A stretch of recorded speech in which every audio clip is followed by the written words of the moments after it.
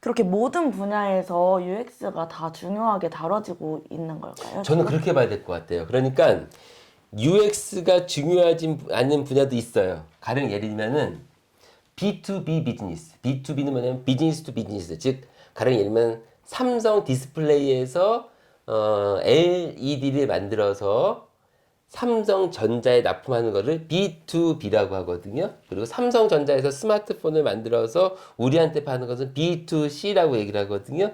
B2B 비즈니스에서는 상대적으로 UX의 중요성은 떨어져요. 그럼 뭐가 더 중요하냐? 그럼 효과성이 더 중요해요. 효율성이 더 중요해요. 정확한 목적 달성을 해야 되고 동시에 가격이 싸야 되고 가벼워야 되고 뭐 이런 것들이 더 중요하거든요. B2B의 대표적인 분야가 가령 예를 들면 뭐냐면은 군사, 뭐 의료, 뭐 이런 부분일 수가 있어요. 그러니까 군사 분야라는 건 뭐냐면은 우리 수영님은 군대를 안 갔다 왔기 때문에 총이나 탱크 보면요 사용자한테 좋게 만들어지진 않았어요 사실. 무겁고 탱크 그 안에 보시면 탱크 멋있을 것 같죠?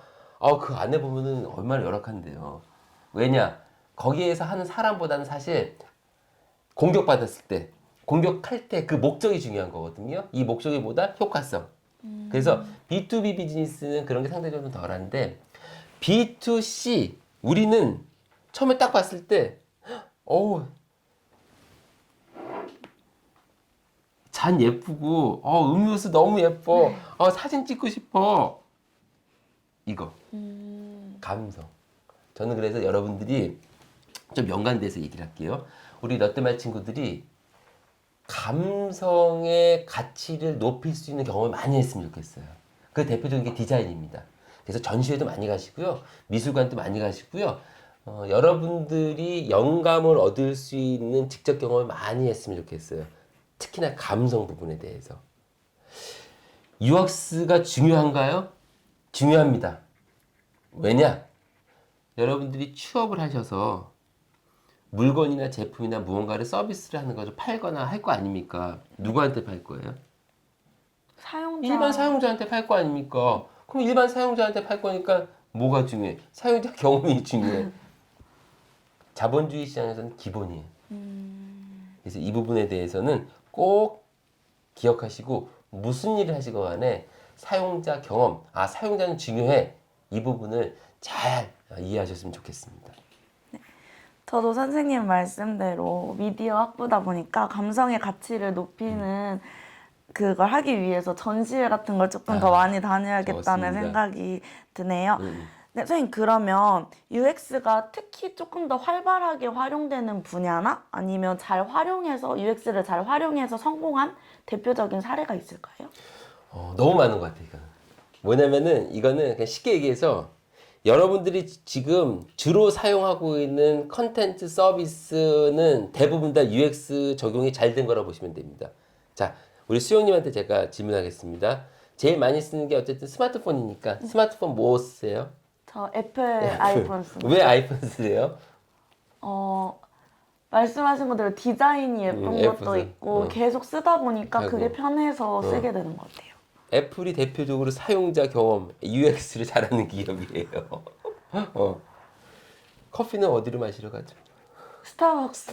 왜?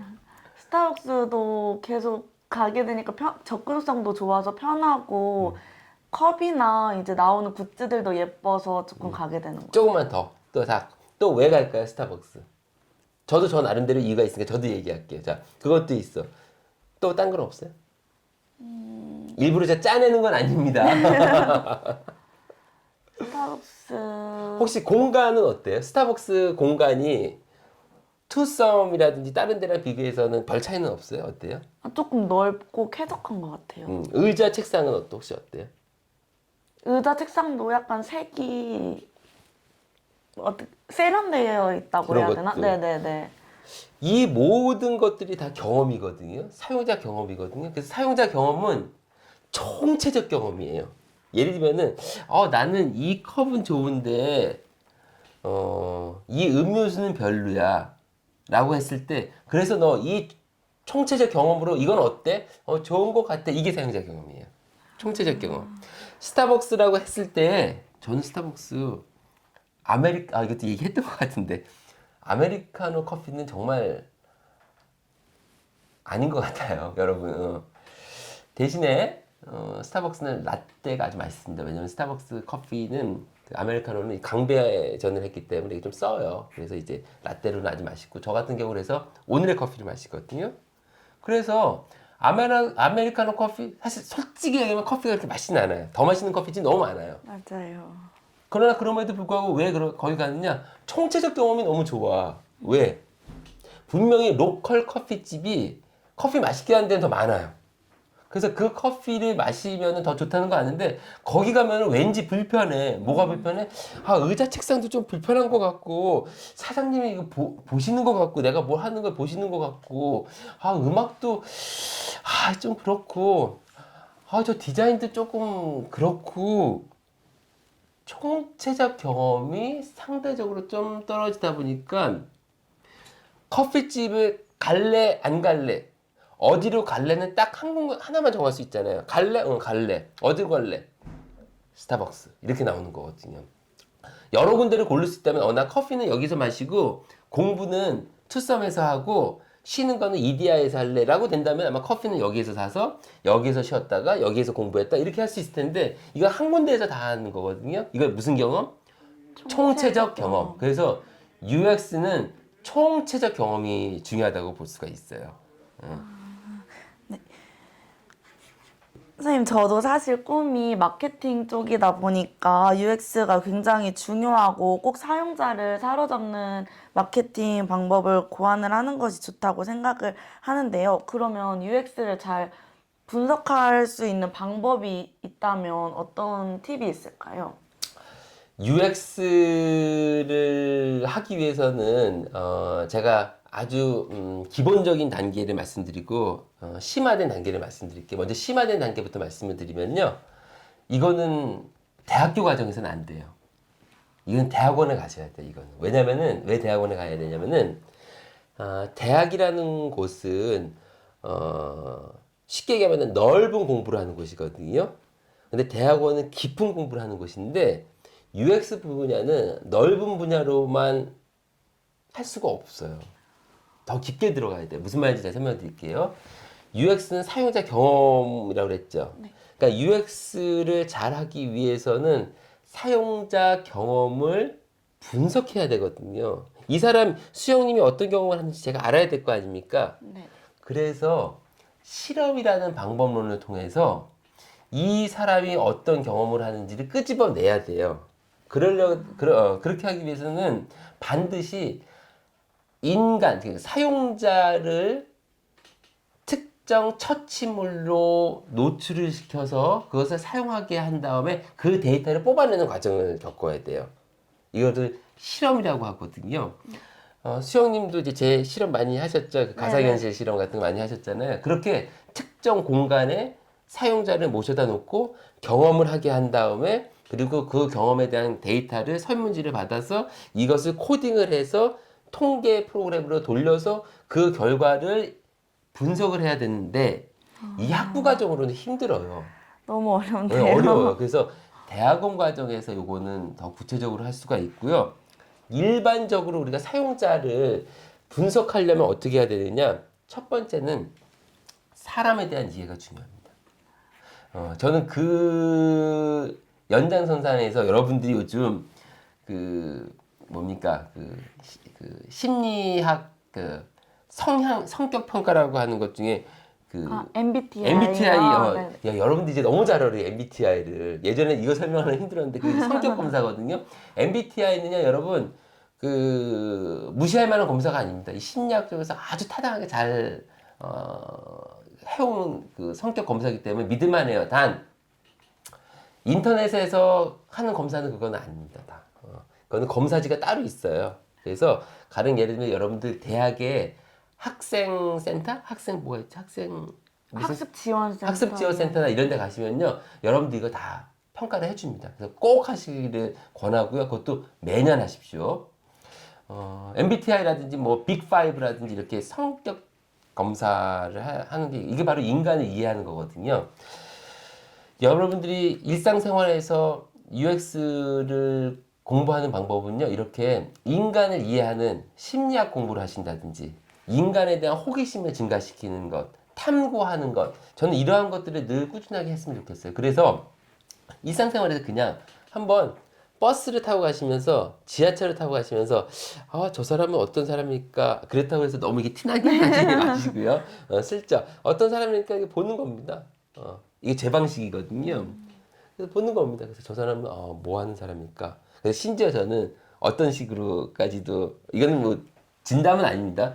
저 사람은 몇 정거장 뒤에 내릴 것 같아라는 것도 예측을 해요. 왜냐면은 이 사람 앉아 있거나 서 있으니까 했을 때 어떤 자세를 취하느냐에 따라서 이 사람이 다음 정거장에 내릴지 아니면 좀 오래 갈지를 제 나름대로 이렇게 생각을 하는 거거든요. 잘 맞히지는 못해요. 그러니까 이런 식으로 여러분들이 호기심을 갖고서, 아, 이 사람은 이렇다? 쟤는 왜 맨날 저런 옷을 입고 다닐까? 아, 왜 저런 행동을 할까라는 것을 꾸준히 생각을 하면은 정확하지는 않지만 어떤 일관성을 갖게 되거든요. 이 일관성을 모아놓은 게 바로 이론이라는 거예요. 심리학 이론, 커뮤니케이션한 이론이라는 거거든요. 그래서 본격적으로 공부를 하기 위해서는 대학원이 있지만 그냥 일상생활에서는 사람에 대한 관심, 사물에 대한 호기심. 이건 왜 이렇게 만들었지? 아니, 왜 코카콜라 병은 왜 계속 이렇지? 아니, 컵이 왜 이렇지? 스타벅스 커피컵 가벼워요, 무거워요? 조금 무거운. 아니, 왜 무거워? 내가 커피 마실 건데. 아니, 가볍게 만들어야 되는 거 아니에요? 스마트폰 무거우면 좋아요, 안 좋아요? 안 좋아요. 근데 커피컵은 왜 그래? 비싼 식당 가봤었어요? 최근에? 네, 안, 안 가? 괜찮아, 안 가. 내가 다음에 한번 가자. 비싼 식당 가면은 그릇이 가벼울 것 같아요, 무거울 것 같아요? 무거운 거. 무거워.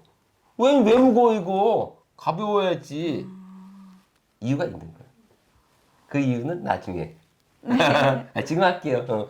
사용자 경험을 조사해보니까 그릇이라든가 이런 거는 약간 무거우면은 이 담긴 제품에 대해서 더 그 비싸고 더 그 좋은 제품이라는 인식을 하는 거예요, 사람들이. 그래서 일부러 커피컵, 식당에서 음식에 나오는 이 도구들 있잖아요. 유텐실 같은 거. 이 스파게티 담는 걸 뭐라고 그래? 쟁반이 아니라 이 그릇 같은 거를 어느 정도 무게감 있게, 또 너무 무거우면 안 되고, 그래서 무거운 이유가 바로 그러한 인간의 심리를 적용시킨 거예요. 그래서 그런 것들 중요하고요. 그런 거 너무 많아요. 색상, 조명, 음악, 뭐 그런 얘기 들어봤잖아요. 백화점 지하로 내려가는 에스컬레이터에는 반드시 뭐가 있다? 베이커리. 그러면 빵 냄새가 딱 나오니까 갑자기 기분이 좋아져. 음악도 딴딴딴딴 이렇게 비트가 조금 약간 이렇게 걸을 수 있는 비트가 나. 1층은 그렇게 되면 안 되겠죠. 왜? 그럼 빨리 움직이면 안 돼. 천천히 가야 돼. 그냥 비싼 데가 있으니까 1층은. 이런 것들이 다 조명, 음악 이런 것들이 단순한 게 아니에요, 여러분. 그래서 지금부터 한번 쭉 둘러보세요. 스타벅스는 어떤지, 현대백화점은 어떤지, 1층 럭셔리 매장은 어떤지, 13층의 스포츠 매장은 어떤지, 그리고 한번 들려보시면은 그 차이가 나타날 거예요. 어느 순간 그게 쌓이다 보면은 그게 바로 여러분들의 UX에 대한 지식이 되고, 여러분들은 훌륭한 마케터로서 또는 훌륭한 인간 대상을 하는 사업가로서 성장을 할 수 있는 것입니다. 네. 저도 지하철이나 버스에서 항상 핸드폰만 보기 맞아. 거의 많았는데 조금 사람을 쳐다보고 다른 제품이나 매장에도 호기심을 가지고 조금 더 노력을 하는 게 제 마케팅을 위해서 조금 더 잘 될 것 같아요. 사람을 살펴볼 때 좀 부작용이 있는데요. 수영님한테 와가지고 저한테 관심 있어 이럴 수도 있습니다. 그건 좀 유의하세요. 네, 교수님 저한테 오늘 너무 유익한 시간이었던 것 같아요. 너 때문에 친구들한테도 유익한 시간이었길 바라고요. 다음에는 더 유익한 키워드로 다시 인터뷰 진행하도록 하겠습니다. 좋습니다. 감사합니다. 고맙습니다. 고맙습니다.